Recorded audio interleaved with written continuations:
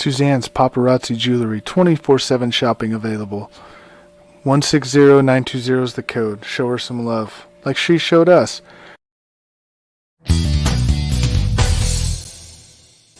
K&A Custom Crafts on Facebook. All right, hello, welcome to our first episode of the 2022 year of Tuesday Night Manias. Tonight I am Big B, the host. Adam is hopefully having a safe flight back from Wisconsin, where he saw the Green Bay Packers whip up on Minnesota. They laid the smackdown like nobody else's business on Sunday night. I am joined tonight by my man Crispy Bacon. How you doing? I'm doing good. How's everybody doing? And then down below us, the guy that we most idolize because he gets to see a lot of these wrestlers firsthand, Mr. Will. How you doing? How you doing, Will? Oh, Will's cutting out a little technical difficulties, probably weather related. So once Will gets back on, we'll start. Yeah. So, anyways, Chris, wrestling. Catch anything exciting? Tuesday night or AEW, I should say, related. I did catch up to see, I think it was last Tuesday or last Wednesday's episode. Can you hear me? Yeah, we can, Will. So how you doing, Will? What's going on, everybody? Not bad. How was your New Year so far? Oh, man, it's been great. It's been busy. Had my first live sale back on Sunday night, so I was happy to do that and just ready to talk some wrestling. All right. So why don't we normally start off? Give us a little recap, Will, on AEW if you had time. I haven't seen it all the way through yet, so. I haven't caught up on any AEW or TNA. I can talk about WWE, but I'm behind times on the others. All right, yeah. Well, let's go ahead. Let's recap a little WWE then. I mean, because I haven't watched last week's AEW at all. So, what you think of Monday Night Raw? I think it was kind of predictable they were going to do a rerun on that main event. To kind of decide who was going to go forward with Brock, but I think it's terrible that Big E lost his title going into Mania because I think he could have been a huge draw. And, I think it's definitely wasn't part of the plan, and they just kind of reacted to, what they had to do. But, sad to see it. Definitely didn't want to see Big E lose his title. I heard the plan was to keep it on him, but then that move with Brock Lesnar kind of changed everything. But I think the plan was to keep it. I mean, that's where you could tell somebody has a lot of stroke behind the scenes, and I think they could have kept the main. I mean, they could have added Brock to the match, maybe had the Usos interfere, take them out, and then they could have kept the same ending as planned, whatever that would have been, moving on. And I'm with Will. I don't think Big E should have lost right now. But Chris, you had a good name. I think you said it in the chat, or what did you call Brock? What did you call Brock Lesnar? The New Day Slayer. The New Day Slayer. He's gone through them all except for one. So yeah. So all right. Well, how about a little history? We talked about it behind the scenes a little bit. 23 years ago, the finger poke of doom, as we'll call it. What do you think? Yeah, that's literally what it's known as in the wrestling world. It's known as the finger poke of doom 23 years ago. So, what a sad moment for wrestling to have that happen. But correct me if I'm wrong, but I think it's also the same night that Mankind won the WWE championship for the first time from The Rock on Monday Night Raw. I think that's what happened on the same night, unless I'm wrong, but I'm pretty sure the finger poke of doom happened the same night that Mankind won the world title. So somebody can correct me if I'm wrong. We can look at that up here.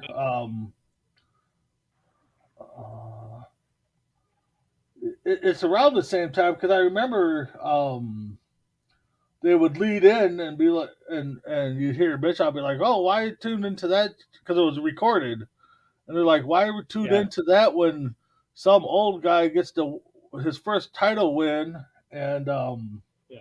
when he can stay here and see Yeah, I'm our pretty sure action. that was January 4th, '99. So it would have been the same day as the Finger Poke of Doom. So that was a much more interesting Yes, night and a much more historical moment. you're right. So January I 4th, mean, '99. yeah. So Yeah. same event, and that actually helped swing the momentum to WWE as far as the ratings wars going forward from that moment. Yeah, that's when wrestling was it. I mean, and it was hard for, Yeah. Bischoff was kind of doing the unwritten rule by giving out the results, but like he said, it was a rating driver. I mean, he wasn't going to do it. They forced him to do it. Then he kept doing it. So, but yeah, that finger Yep. poke of doom and Mankind getting the first title, technically on the same night. Yeah. But Yeah, it so aired on the same night. yeah. Wow.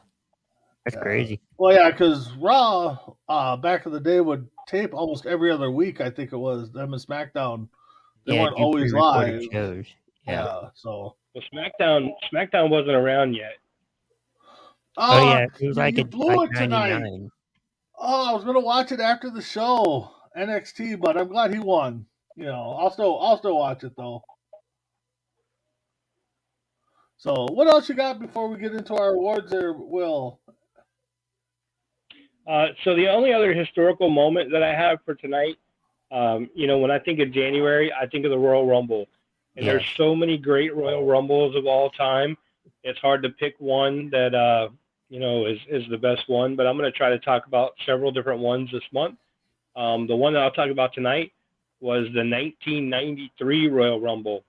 A couple major key points during that event that are huge is they had a feud there that emulated in a match with Marty Jannetty and Shawn Michaels that was a year in the making. Shawn gave the kick to Marty, threw him through the barbershop window, and as far as I know, you never saw those two go at it again until Royal Rumble '93, which they met for the Intercontinental Championship. You also saw young Scott Hall, Razor Ramon, get a world title shot that night against Bret Hart in the world title match, which was a really, really good match. And it really kind of set the stage for Bret to show that he was a main event champion, and it set the stage to show that Razor Ramon could be a main event contender. And, really good match overall. I'd highly recommend watching it. The Royal Rumble match itself was very, very good. A huge, huge list of Hall of Famers in that Royal Rumble. Ultimately, it come down to Macho Man Randy Savage and Yokozuna won it. And the biggest thing about that Royal Rumble was it's the first one where the winner would go on to face the world champion at WrestleMania. That's the first time that's ever happened. So, that's why that one's historical, and that's why I want to talk about Royal Rumble '93. Okay. Because that was the first year that the winner got to go on to WrestleMania for the title. Yes. Yeah. No, I mean, like you said, well, that card, I'm looking at the card right now. I mean, it was stacked. I mean, you had the Steiners versus the Beverly Brothers, Michaels versus Jannetty, Bigelow versus Bossman, then, like you said, Hart versus Ramon, which I kind of wish WWE would have gave the, Razor Scott Hall a decent title run, put the title on him, but, I mean, he had a couple IC runs and I think maybe a tag title run, but and then Yokozuna winning, the Royal Rumble, eliminating Savage. But yeah, I mean, you had Flair in there, Bob Backlund, DiBiase, Lawler, Mr. Perfect, Coco Beware, Taker. It was also the debut of Lex Luger in WWF as well. Oh, okay, I did not know that. Oh. Yeah, he debuted as Tatanka. He debuted as a narcissist. Okay. Now he came out with Heenan and the Big Mirrors, right? Is that? Yes. Yeah. Yep. So. Yeah. Absolutely. No, I mean, I'd highly recommend it, man. You want to watch a good old school, Royal Rumble? I highly recommend that one. even that Bam Bam Boss Man match was actually really good too. And I believe, I could be wrong, but I believe that's the last match that Boss Man had on a WWE, definitely on a pay-per-view, and I think it's the last match he had in WWF on TV, because right after that he left and went to WCW. Yeah, you could be right. I think that's when a lot of those guys started flip flopping, from WWE to there. But Yeah. you talk about Jannetty, Shawn Michaels super kicking him, throwing him through the glass at the barbershop. Bobby Heenan said he tried to cower and run through and jump through the window. So depending on who you talk He to. said, what he tried to jump through the window to escape Shawn Michaels. So Yeah, that was actually one of the funnier moments too. that as was an adult, but as a kid, it was traumatizing. Oh yeah, but as an adult, it was hilarious. Because you really believe that this man had just kicked this other man's face through this, or threw him through this glass. So. Yeah, but I mean, also, that talk about traumatizing moments. I mean, as a kid, and well, you're about the same age I am, watching Hulk Hogan turn. I mean, that was, but now you look back and be like, well, that was the best thing for business. But as a kid, you're like, oh my god, what did he do? He went to the dark side. So yeah. So all right, well, you got anything else there, Will, before we get into our awards, or? No, those are the few things that I was kind of talking about today. Was that Royal Rumble? Kind of talking before we went on about an upcoming signing. I'm going to go see Jake the Snake this weekend, get a bunch of stuff signed. So I'm really looking forward to that. I know he hasn't been in great health, so I would highly recommend folks get your chances to see him if you can, and get your pictures with him and your autographs with him and stuff, because he's suffering COPD pretty bad, and he's been living on oxygen, and now just this past week he's had COVID-19. So I'd highly recommend, if you're a Jake fan, try to go see him if you can at an appearance, or get your signed merchandise or whatever you're going to do, because you just never know. 2021 was a year of major losses with wrestling, and I don't think his entertainment world in general. I mean, yeah, and I don't think his health is improving at all. So I would highly recommend, going and seeing him. Again, not to sound negative, but, I mean, a lot healthier people than him recently passed away, so that's scary. Yeah, so Palmer's chiming in here first before we move on. You think the WWE is laying the groundwork to unify the championships? Well, I'll start with you. I don't think so. I hope not. I mean, they done the brand split. They unified them. They done the brand split. It's kind of back and forth. But I hope they don't. Chris, how about you? I don't think they are, but I think I've heard rumor that for WrestleMania it's going to be. I know it's going to be the Royal Rumble too, from what I've heard. But Lashley and Lesnar, winner gets Reigns, and the winner gets both belts. But I haven't heard anything after that. I really hope not. I mean, it'd be a good match to see either way, but I just hope it's not a title for title match. And I think it's for the undisputed title. Really, it's not. Well, we'll see where they go. I mean, right now WWE's done crazier things than that. So, but I mean, NXT unified belts. NXT. They unified a couple minor belts, but I really hope they don't unify the major titles. But we'll see where it goes. I mean, we know everything's subject to change, as they like to say. So, with that being said, guys, let's hand out some awards here.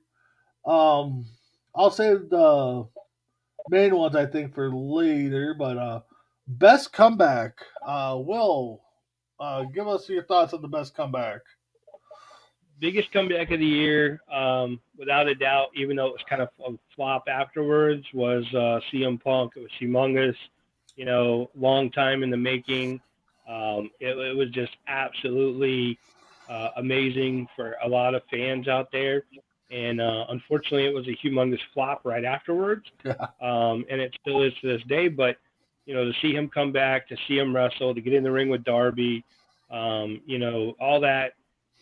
It was a really, really big deal, and you really felt like there was a big momentum shift going to AEW at that point when Punk was coming back and he was willing to work with AEW. So I would say the award for, in my opinion, would go to CM Punk's return as the biggest return of the year. No, I definitely agree with that one, and that I was agree. mine, Chris. Okay. Yeah. So with that being said, CM Punk wins best comeback of the year. So for Tuesday Night Mania, I mean, WWE and AEW will probably do their awards. So best turnaround. Well, I want to hear what your little description of this award is. So go ahead, best turnaround.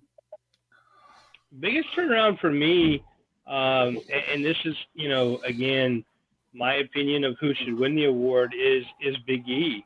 He kind of was stale. He had the New Day gimmick, then he was the IC champ for a little while, and then all of a sudden, he started becoming a big deal and started really becoming a believable champion where people were behind him and the support was there and everything else. So there's a lot of tough ones here. Edge is extremely close in this one. I think he had a huge year. Rollins had a huge year, and there were some other guys too. But honestly, I think for me, Big E winning that WWE title was the comeback of the year because I think he was kind of a sinking ship really, really fast. And I think Bray, up until WrestleMania, was having a pretty good year, and then as far as we'll talk about turnarounds later, career turnarounds later on, but I think that was a turnaround in the wrong direction for Bray, but in the positive directions, Big E would be my choice for comeback of the year. Okay, how about you, Chris? What do you think? It's kind of going, like Will said, back and forth between Edge and Big E, but I would think Big E only because he seemed like he had a good title run, and I know people are upset that he doesn't have the title anymore, and hopefully he gets it back. So I'd have to think Big E. Okay, for me, I guess I'll go with Daniel Bryanson because he kind of shoved him under the carpet towards the end of WWE, and then he pops up on AEW, kind of rejuvenates his career, more of a heel type. So, but I like the Big E comment. So, yeah, definitely, I would say Bryan Danielson is mine. Honestly, I think everybody, all these different comebacks are so close that it's so hard. Oh yeah. Daniel Bryan, that is definitely right there. And then of course they turned him heel. Yep. And what a great move for him. So he can be up there in contention. But I think so many of these comebacks are right there. It's hard to sit back and say, Edge's comeback wasn't the best thing that happened. It's hard to say these different things, but I definitely think, they're just so close. It's tough to decide, but I definitely see that Daniel Bryan one too. That's a huge possibility. Yeah. All right, so let's move on to best match of the year. Chris, I'll start with you. What do you think your best match of the year is? I'd have to say that Edge and Seth Rollins Hell in a Cell match. Ooh. I thought that was a good one.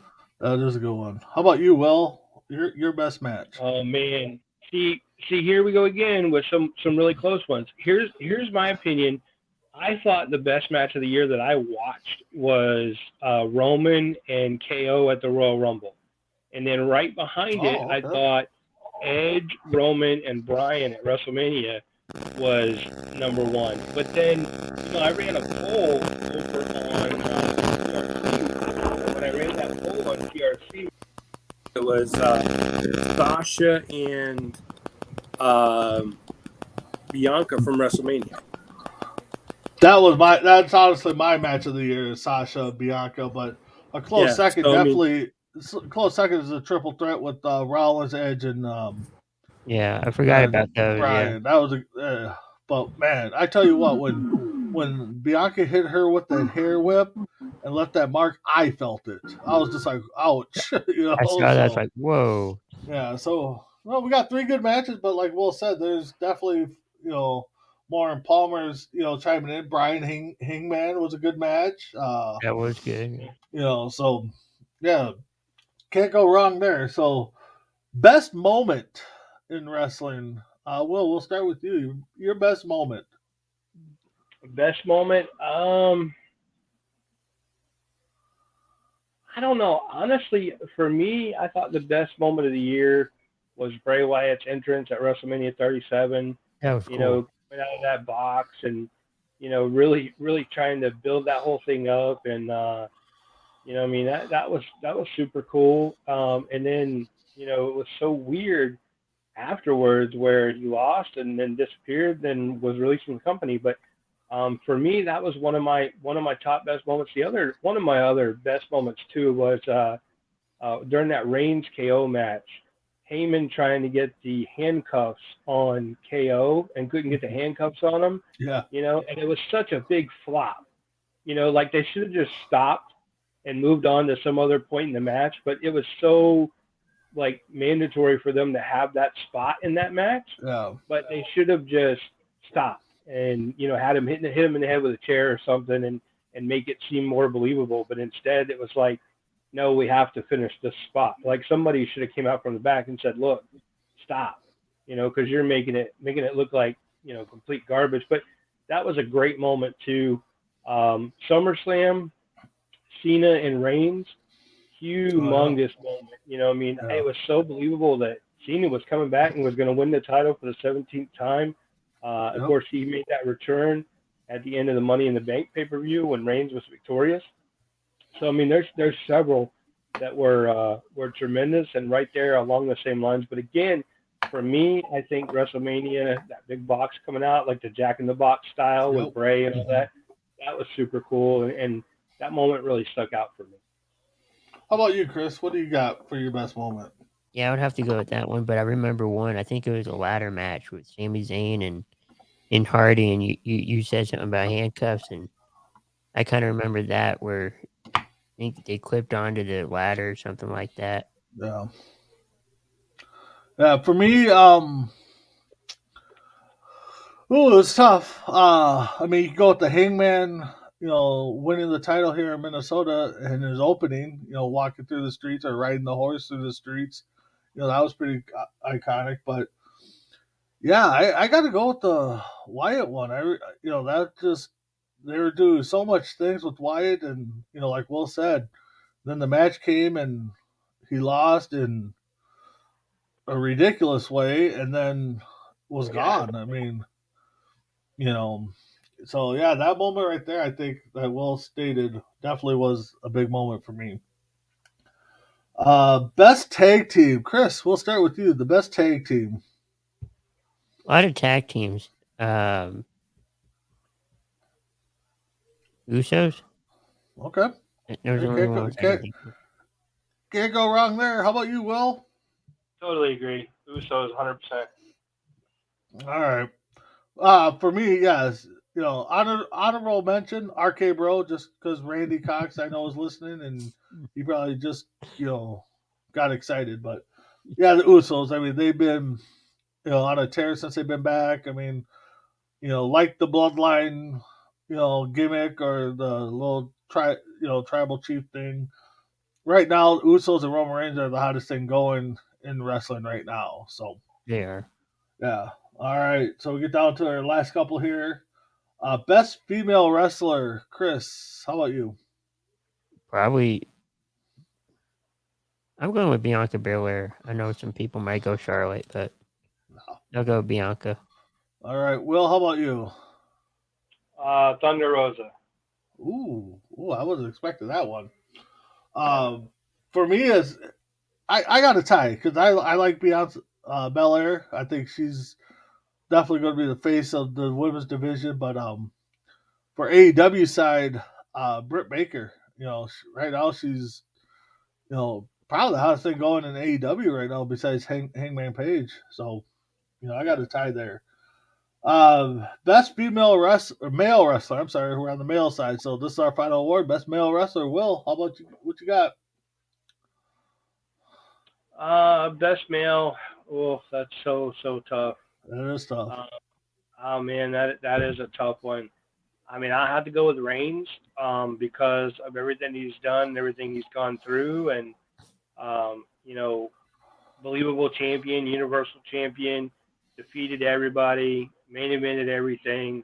I mean, absolute male wrestler of the year, Roman Reigns. There's just nobody even close. I don't think. I mean, even with the returns and even with everything else that's gone on. I mean, you look at like Drew McIntyre. He's not even close. You look at No. KO, and I really like KO, but he's not even close. No, there's nobody really close to Roman. And then over in AEW, even their main eventers, they're not even close to Roman. So I would say Roman for sure.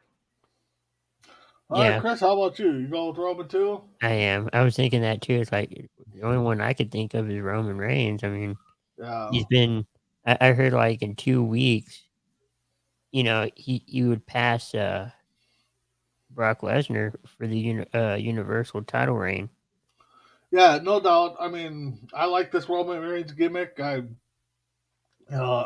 mean, I know we all talked about that he needs to drop the title here to reboot himself, but well stated. I mean, he's defeated everybody. He's a believable champion. Now,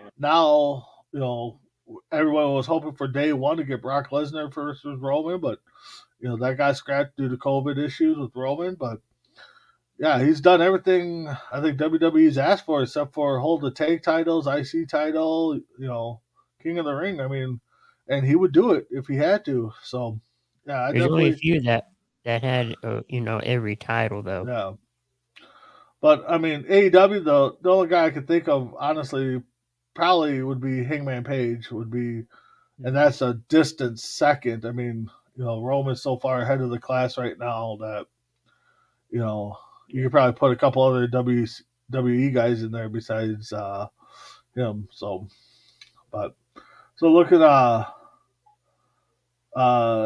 speaking of Roman, if he has COVID, how is he going to?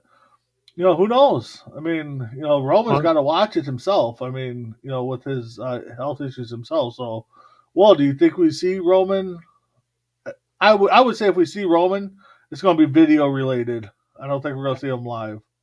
Absolutely. I think you'll see him back pretty soon. I think back before WrestleMania. Oh, yeah. I think you'll see him at the Rumble as well. But, I mean, it's really scary and it's really difficult for him when he has a life-threatening illness, even though he's in remission, to face, the virus and stuff. So, but I definitely think you'll see him. It depends on, how comfortable he feels. Oh, yeah. I mean, depending on like what the CDC said, I think 5 days after quarantine or something like that, you can, get back out in public, but it just depends on, what he's feeling about it. But he could be back this Friday. Yeah. Yeah. I would say if we see him, it's going to be. I don't think he'll be live. I'll be shocked if he's live. I think we'll see him video message. Something in there. Some of the comments here I wanted to kind of address real quick. Jemias with Edge was a really close candidate for the comeback. Yeah, absolutely. Scott Pace says, "Is there a biggest fall off category? If so, I have one for that. I would love to hear it." Yeah. Let's go ahead. Jemiah says he thinks to see Alexa return. Yep. Jemiah said I wanted Big E to win the championship match, but I figured it was going to be Brock the second they announced it. Yeah. Hangman had a little bit comeback. Jemiah said he totally understands the health concerns, and Lou says hi. So wanted to make sure we address some of those comments. Yeah, definitely. Hi, Lou. I figured Brock was going to win that. I had somebody. I think I had Lashley winning or something. And like, well, they're going to move. They're going to move Lesnar to the WWE Championship. Like, and that just shows you how much pull Lesnar has. I mean, because they could have easily said, "Hey, we're gonna have the Usos interfere, take you out. We're gonna go with the match as follows," and he's probably like, "Nope, I'm walking away with a title here." So Well, he said it in his promo. yeah, I'm a free agent. I'm going to win it. yeah.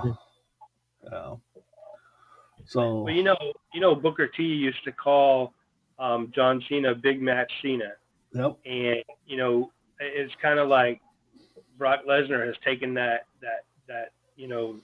slogan now and is running with it, Big Match Brock, and it's like when Brock's involved, it has a different feeling to it. It's like big fight feel,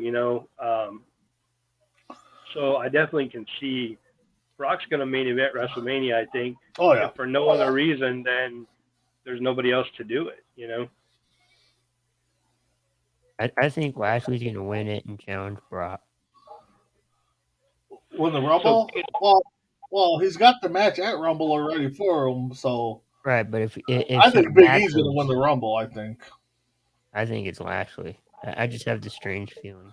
So Lashley's going to be a late entry into the Rumble. Okay, yeah, they're already making entries on Monday. What's that? They're announcing entries yesterday. Well, yeah, they're not divulging the order, so right. But speaking of that, Chris, you brought up entries. Well, what do you think of Johnny Knoxville getting entered into the Royal Rumble? It's another one of those. You're getting a celebrity involved, which I mean, it works for some people. Some people love to see it. Some people love to see Drew Carey in the Royal Rumble. Me, on the other hand, Pete Rose. I don't want to see. Yeah, I don't want to see that stuff. No, they can do a special celebrity one if they really want to. I mean, or they can do like Saturday Night Live and. For the people that don't normally watch wrestling, that's a big deal because they're like, wow, Johnny Knoxville's involved with this. Maybe it's something I should really check out. And that's the whole idea. Just like WrestleMania 1 with all the celebrities that were there. The whole idea was to bring in people that normally wouldn't watch wrestling, and and that's what they need. Yeah, and that's what they do, and it draws in people, and it gets pay-per-view buys. Palmer's said Knoxville will take the quickest elimination spot. I don't know. I can see Knoxville wanting to stay in there and take some bumps. I mean, we know what kind of a crazy mind he has and getting hit and stuff. So I can see Knoxville hanging in there for a little bit. You think this is for a movie? Oh yeah, it's for his did they announce it was Jackass 4 final one or whatever or something? I think so, yeah. Yeah, it's definitely it's a movie. Vince ain't gonna let Johnny Knoxville go enter, enter one of the biggest pay-per-views as a competitor if it's not a money grab for him. Yeah, he's just doing this for entertainment purposes. Says that the Rumble will go to Big E, and he says that they made a fool out of him by having him take the pin, negating all the build-up. Another thing, too, I think we kind of missed it, and I want to kind of rewind back to it. Another big thing that happened last week was Toni Storm, the release of Toni Storm, and they were talking about building her up for a women's championship match, and she caught a couple pies in the face, and then she ended up going home and saying, I'm done. So, one thing you never really saw ever in any company with wrestling was you never really saw wrestlers just go home. I mean, every once in a while you'd have something where like Austin couldn't work out, some big match details, and he left for a little while, but you never really saw that like you see it now. Toni Storm packs up and goes home. Jeff Hardy packs up and goes home. And Lord knows who else has done that behind the scenes or, has given them hard times behind the scenes about that stuff. Even my own football team this past weekend, Antonio Brown, and Lord knows what happened there, but he just packed up and went home, threw his gear on the sidelines and left. So I don't know if that's a sign of the times where people are just packing up and quitting and walking away from stuff or what. But I can tell you, I don't think that's ever the answer. And it's a shame to have seen that, especially Toni Storm, because I think she had such a good future ahead of her. But she did say she had a lot of good reasons, and I get it. But, I mean, they all know the commitment's going into it, and sometimes you have to push through the tough spots. And again, Yeah. you can't blame her, but at the same time, I don't think quitting is ever the answer. No. No, And Scott got back to you, Will. So he Oh, said he good. sorry he stepped away. Poor Rhea went from looking like a monster heel to this crap take team. That's exactly right. That's you want to talk about a character that kind of fell. Besides Tony Storm, I mean, yeah, they're pumping him up, and then I know. they team her up with Nikki Cross, the Ash or almost a Nikki Ash. superhero. Yeah, Yeah. I think this Yeah. team would have worked better if they would have had the old Nikki Cross that came in with Sanity and all them, the Wild Girl. Yeah. Yeah, I feel bad for Rhea. That's a very, very good point by Scott. I didn't even think about that No, with Rhea. So that's a tremendous point that he made there, You as could, far as how far she came down, because at WrestleMania she was getting that push, yep, and she was a huge deal, and won her world championship right there at WrestleMania in the middle of the ring, and was well on her way to kind of superstardom if you think about it. I mean, when you win at WrestleMania, you're kind of you're moving forward in the main event spotlight basically. And instead of that happening, she went from the top of the mountain to the bottom of the mountain real quick, kind of like uh-huh. what I heard they had planned for Jeff Hardy. They had planned for him to go to NXT and do some work down there, kind of like Mandy Rose. Yeah, But I think with Mandy Rose, it was more of a, we're going to try to save your career uh-huh. and put you down there. Where with Jeff, I think they just ran out of ideas for him, and they were just going to kind of throw him away. Yeah, no, I see. When Jeff's contract's done with WWE, I feel he's going to go back or go team with his brother over in AEW for a couple of years, and that'll be his last ride, I think. So, what about uh, Randy Orton? I mean, he paired with Riddle.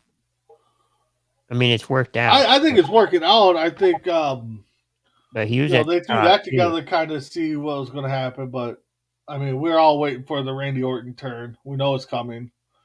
I don't know, And like maybe, Omos, like this comment. yeah, Well, I think a lot of it too is people are starting to wonder why these top talents are going back down to NXT, but they cut so much of the roster that they got to have somebody down there. I mean, Tommaso Ciampa can only draw in so much for so long, before it's not exciting anymore. And Tommaso was champion for a long time, and they took the belt off him, put it back on him, and now it looks like Braun Breaker's got it. So, but No, he they got to doesn't. put Yeah.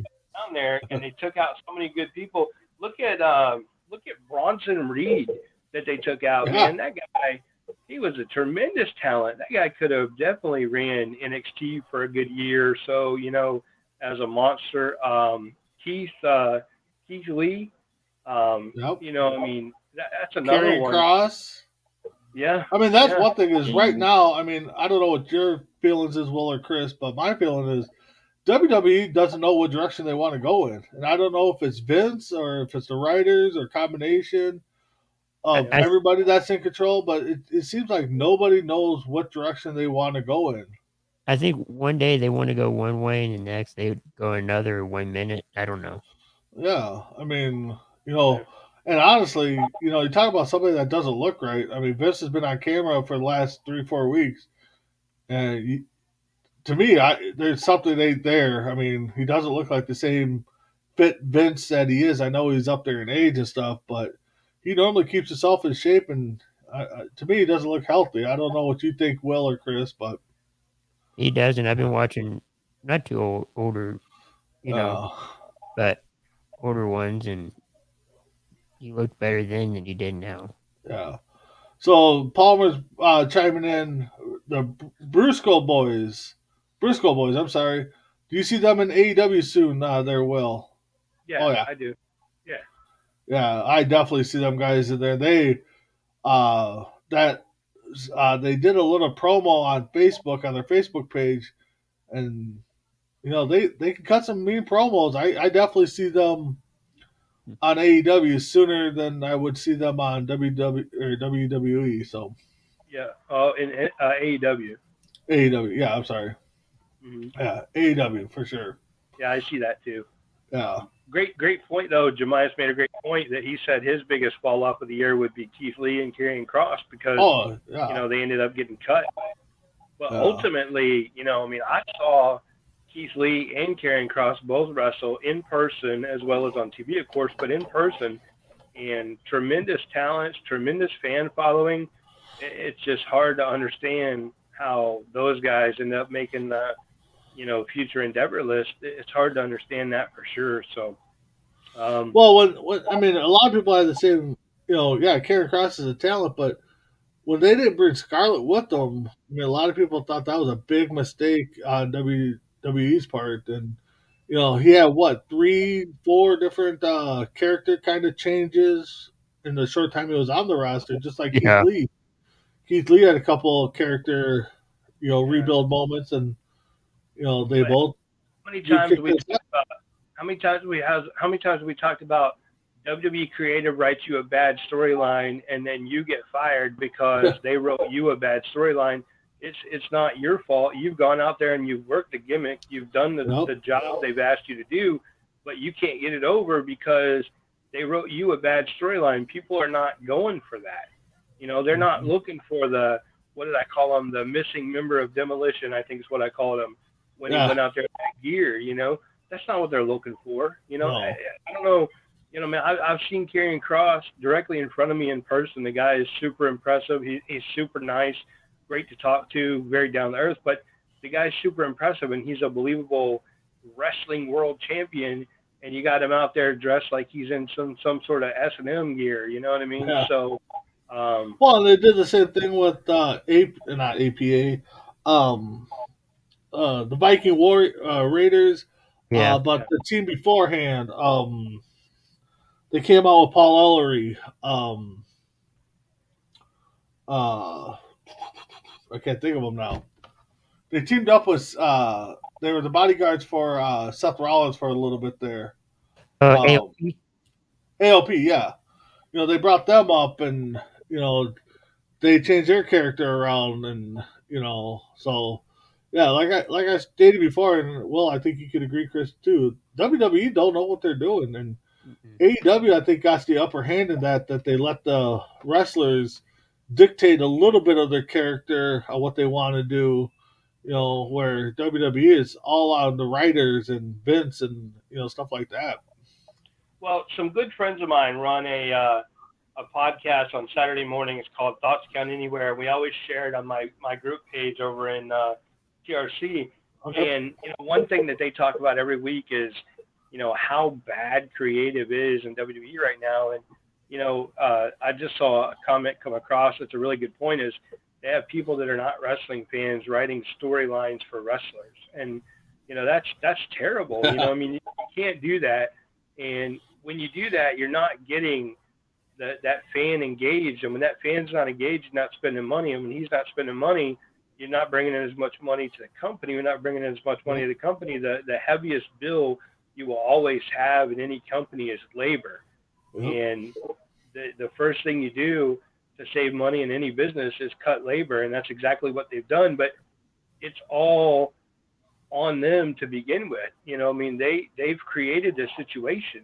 They created the issue where the fans are not spending the money.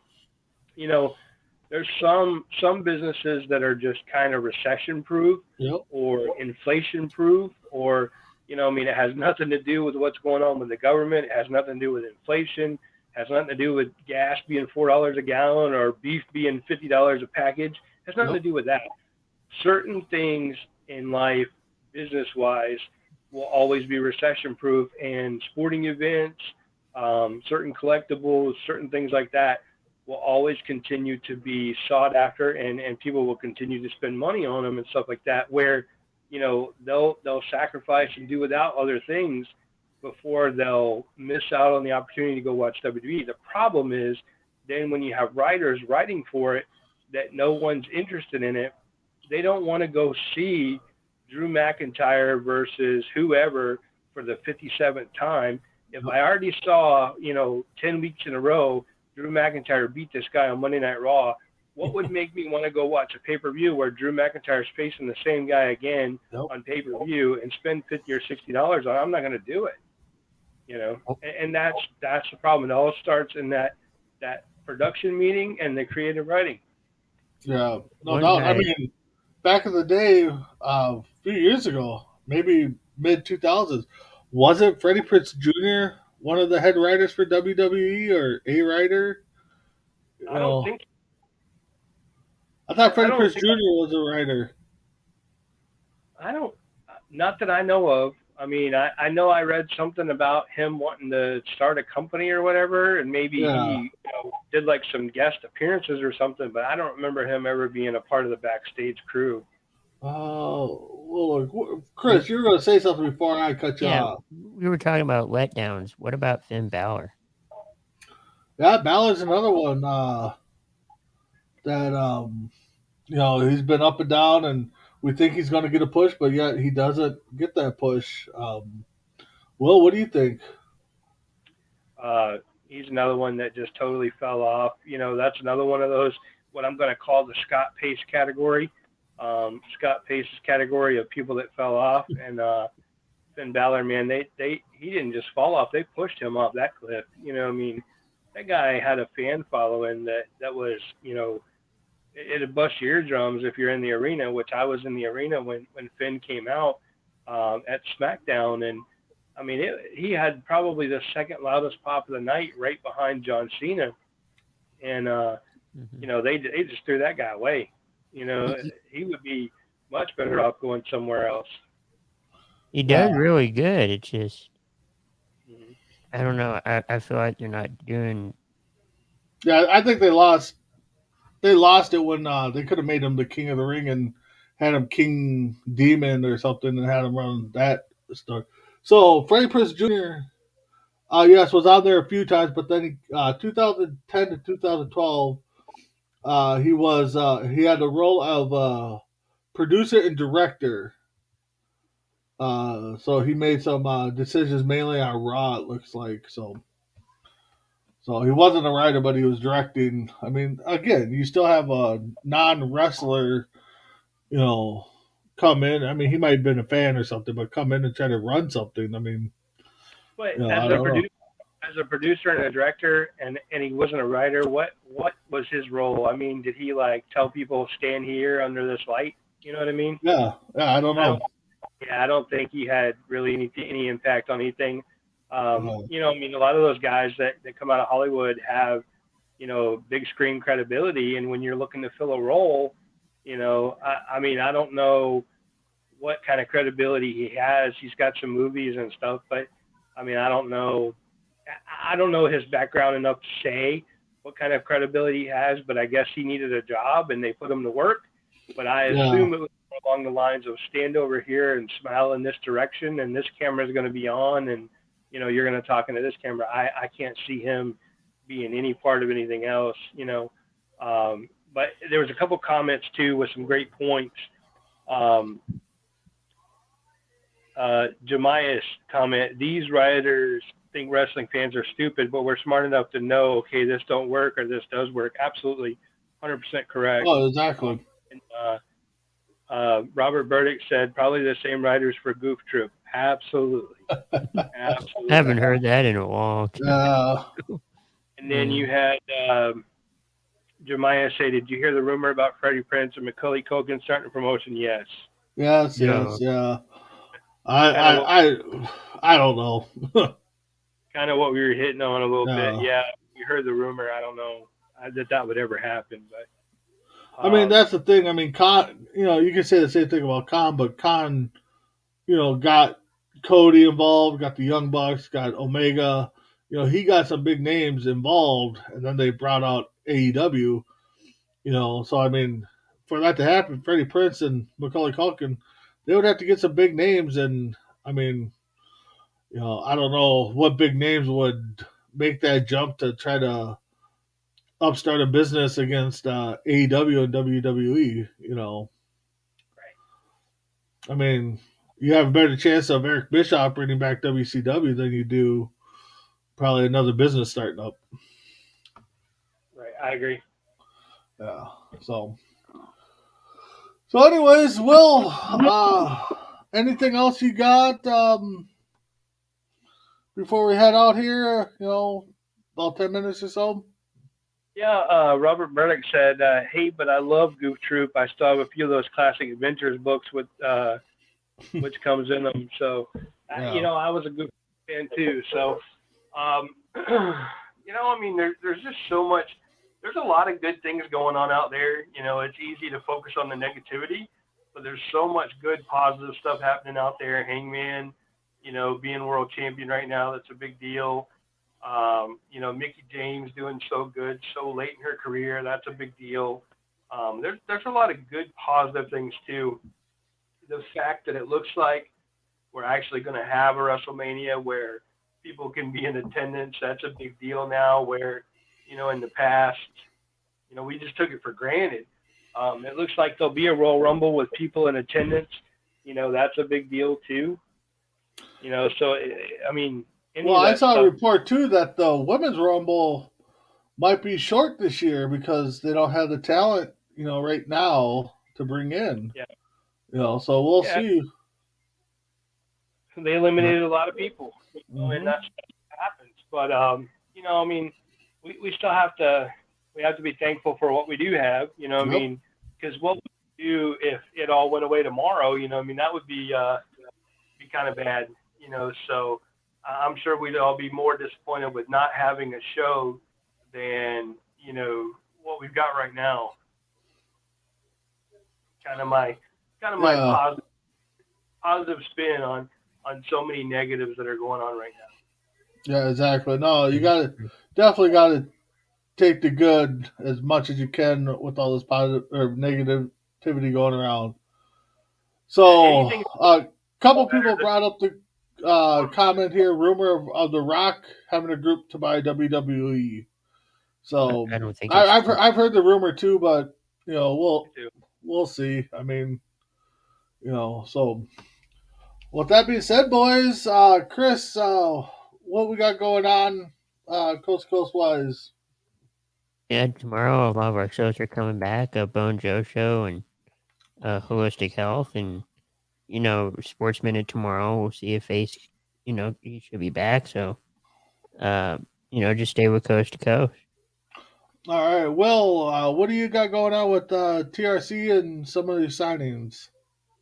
Well, we had our first sale of the year on Sunday. Had a really, really good sale.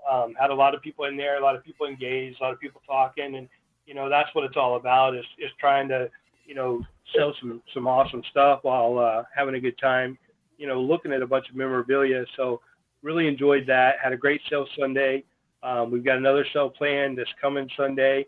I've got an opportunity to go meet Pete Rose on Friday night. I'm not sure if I'm going to make it there yet or not, but I'm planning to see Pete Rose Friday night. And then on Saturday, I'm planning to see Jake the Snake and get a bunch of stuff signed there, which I kind of talked about that earlier.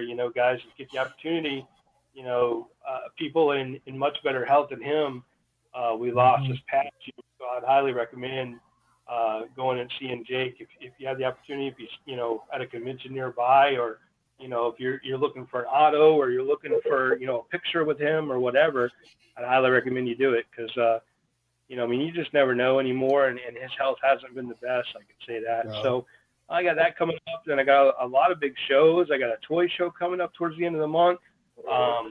Definitely some more signings. There's always more signings. We're always working on going somewhere to get something signed, and we've got a lot of stuff coming up for that. And we're going to be at several big conventions this year. We were at a lot of big conventions last year too, but we'll be at even more this year. So a lot of great stuff coming up, and we're continuing to add members to Top Rope Collectibles, and Yep. we're excited over there. And then of course, on Tuesday nights, Tuesday Night Mania, we get to sit back and talk about some good old wrestling. So always Yep. enjoy that. Palmer wants you to get your K-Mask signed by Pete Rose. I don't know. I thought about it, but I don't know. I thought about that. I'm planning on if I go down there and see him, I'm planning on going and getting my WrestleMania 15 original poster signed by him. Okay. But I don't know. I haven't decided. It's probably an hour from where I'm at. but it's Friday night, having to go into the big part of the metro area. I mean, it's just And you it's don't kind know of a about hassle. weather nowadays. I mean, well, you're down in Florida, so Yeah, I'm in Florida, so I don't have to worry about the snow and stuff. But yeah, it's just kind of a hassle to go. But it's also, I mean, how do you pass up the opportunity to see Pete Rose? yeah, So exactly. So, but if you do go there, tell him that we at Coast to Coast want him in the Hall of Fame. So he definitely deserves it. So he's got the backing of us. So, like Chris said, tomorrow all our shows are back. Bo and Joe show, the Health Show, Sportsman, hopefully with Ace.